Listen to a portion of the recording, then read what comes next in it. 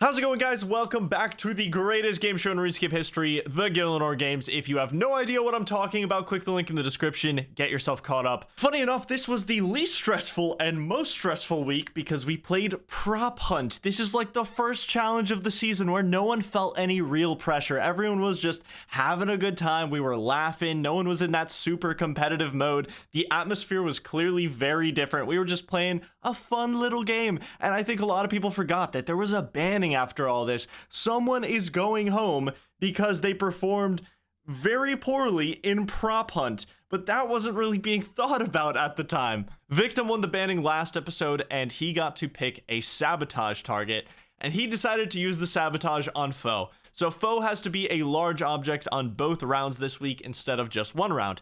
Jimmy is the Seeker for this week, and if you thought for some reason that I would have an advantage because of that, you're incredibly wrong. Jimmy has my scent ingrained in his nose, and he will happily sniff me out and put an end to me in Prop Hunt. I do have some regrets during this challenge, honestly. Like, in the rules, Soup obviously told us that we couldn't be any sort of like graphical glitch, and every item has to be approved by him. I feel like I could have gone a bit more out there with the items I chose to hide as, and just more so like tested the limits of what Soup would approve. I was more thinking about like being a part of the environment rather than just like trying to look super inconspicuous, and I think that was the better mindset to have to win Prop Hunt this week. Round 1, I hid as a stool near some other stools. I got 6th place, and then in the next round, it was time to get creative because I started doing some math. I knew what everyone placed in the first round, so I know that my only chance of getting in the tribunal this week is A, one of the top performers in the first round needs to finish poorly in this round, and B, I need to get first, maybe second, but most likely first. So the first thing happens because Bodhi decides to turn into the Theater of Blood. This was the funniest thing ever when we were all in the call. Bodhi had a tribunal spot like basically locked in. I think he just needed 5th place or higher in this round to secure it, but he wanted the chat reactions and like he got them, you know, it was his choice. Okay, so Bodhi throwing gives me a chance to get in the tribunal here, and Framed and I come up with a plan to hide as the exact same object. The item was approved by Soup, us hiding in the same spot was approved, and the information scroll was taller than a player model, so it was allowed. It's super high risk, high reward. We could both get found first and go out super early, then neither of us make tribunal, or we both make it to the end and I maybe have a chance of getting in there. But the only way I would have gotten into the tribunal here is if I survived the full 20 minutes, because then I would have gotten a bonus point. Also, I like that I got one less point than Framed because it does discourage people from doing this strategy, because even though we were both the same thing, since I came there second, I got one less point. So if everyone just followed suit, it would be the same thing. It would just be a list of people getting 1 point less than the person that was there before them. So it's not a perfect strategy, but it was like the only thing that would guarantee us major control of the tribunal, so we went for it. But I end up tying with Foe, so we have to go to a tiebreaker. In this tiebreaker, we had very little time to think of a spot. I'm talking about like maybe 20-30 seconds. And pest control is also extremely tiny. And admittedly, I got outplayed here big time. Foe's strat with the pole that kind of just blends in with the wall was really good. Once I saw that, I knew it was game over. Like, I just wasn't in the right mindset for this challenge. I think I was just hoping I was further away from Jim's entry point and he'd find Foe first. All he had to do was like turn his camera a specific way, and I think he would have had a chance to find Foe. But ultimately, I got outplayed. I chose the worst thing with no animation. I think if my veteran flag had an animation, would have had a chance maybe, but I miss out on the tribunal via this tiebreaker, which means for the first time since episode 6, both Bodhi and I are on the chopping block, which made me very worried because I thought there's a good chance either the tribunal sends me in or they send in Bodhi and Bodhi chooses me. So double danger this week. I figured something was going to happen. The 3 tribunal members go into their separate Discord call, and the rest of us are in the other call. And Bodhi is actively telling me that if they put him in, I'm going down with him. He's already getting in my head before a decision is made, and it is working. Like, I can't lie. I felt my heart sink to my stomach. Like, what he told me, like, dude, I'm picking you. Like, no matter what, like, if they put me in, you are going in. So I'm messaging Framed, and I'm like, dude, if Bodhi goes in, I'm going in with him. Don't put in Bodhi. But Frame doesn't see my message in time because he's already having the tribunal conversation. So fast forward like 45, 60 seconds, they come out of the call and they're announcing Bodhi. I already know what's gonna happen. I'm awaiting my fate. Bodhi says my name. We're really doing this thing. Do I feel confident? No, not at all. This is the only player that I was terrified to go against in a banning. Like, I don't even feel close to a 50-50 chance of winning here. This is the one player that can completely chalk my mental. I just have to hope that the banning is something I can hold my own with.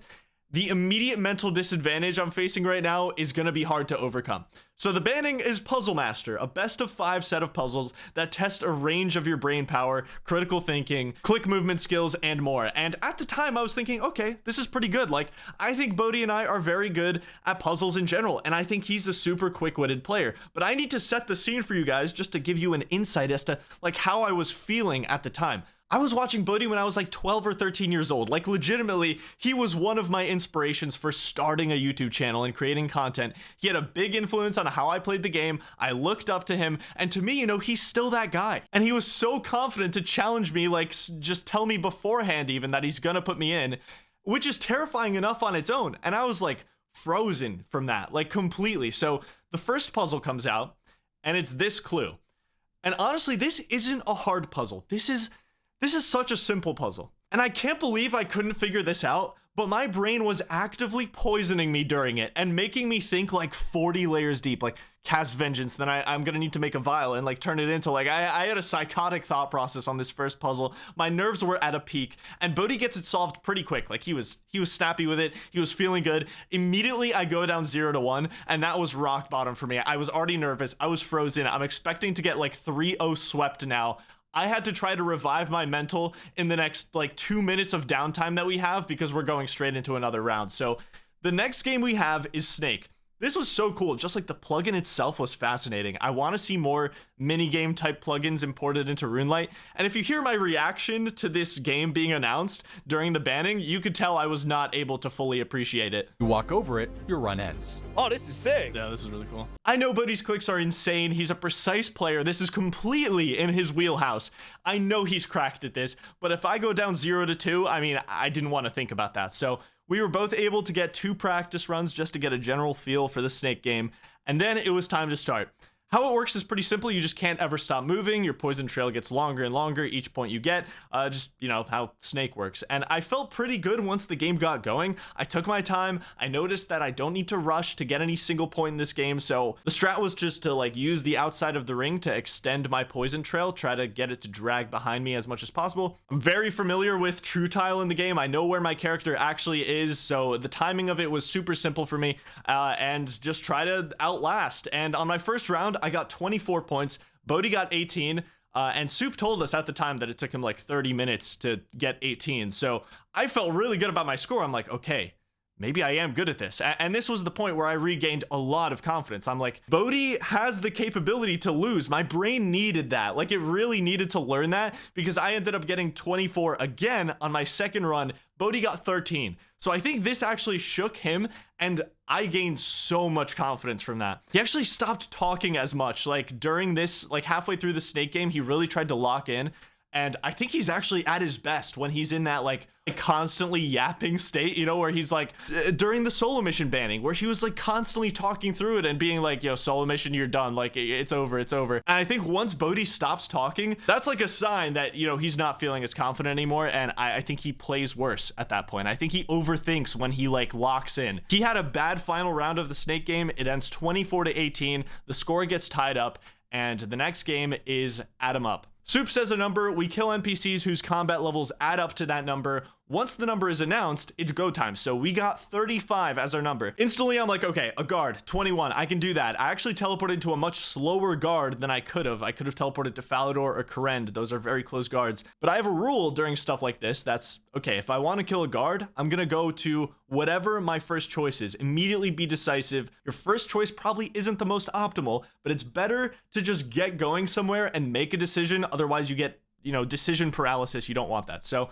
I kill the guard, and then I immediately get the idea to go to Barbarian Village. I remember there are some level 10 barbarians, and I really need something that's level 10 or 12, because then I can kill a man or a goblin to get my last 2 or 4 levels. So I figured the fastest way to get there, Edgeville teleport, I kill the level 10 barbarian, then 2 level 2s, and I take my add 'em up round. It's 2 to 1. I'm feeling very good now, very confident. I obviously can't underestimate Bodhi, but I wanted to close this out here and now before a very intense final round. I don't know what that final round is going to be. It could be something that largely favors him, so I really want to just close this out now. Round 4 is final examine. So Soup says a random item examine text, and we have to go examine that item somewhere random in the game. It can be any item.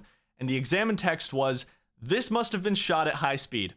I think a lot of people thought I knew this one because of my one inventory slot series. I spent like 14 hours in the ranging guild. That was well over a year ago. I definitely didn't examine any broken arrows while I was there. All right, I have the picture. Oh, and ready to post.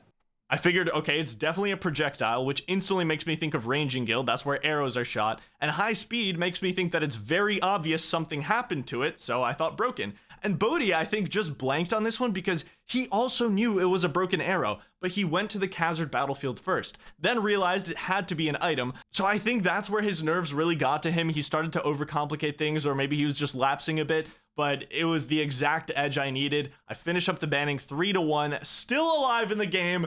Second banning win against my absolute most feared opponent possible. I avenged my boy. May he live in the afterlife. At this point, I'm super happy with my performance this season. No matter what happens from here, I can be super happy with how I've played. And if you're wondering what puzzle 5 would have been if we went to round 5, I was wondering that too. And I happened to be in Soup's stream when someone asked the question. Here's a clip of that. What was the last tiebreaker challenge if Bodhi had tied it? The last tiebreaker challenge for the elimination would have been a Gielinor Games classic spawn camping. It would have been an anagram. It would have been an anagram challenge. This is what the anagram would have been. I don't even remember what it was to be. Wait.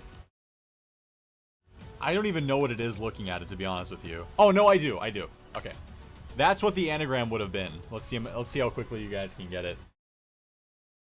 Budweiser. Budweiser is correct. Settled. Dwellberries. Dwellberries is correct. I don't know who would have won round 5 if it got there. We'll never know for sure, but I did get the anagram pretty quick when he said it on stream, and I would have known to go to McGrubber's Woods with the ALS fairy ring and grab Dwellberries. So I feel fairly confident I could have won round 5, but thankfully we never have to find out, although that would have been some sick content coming down to the wire.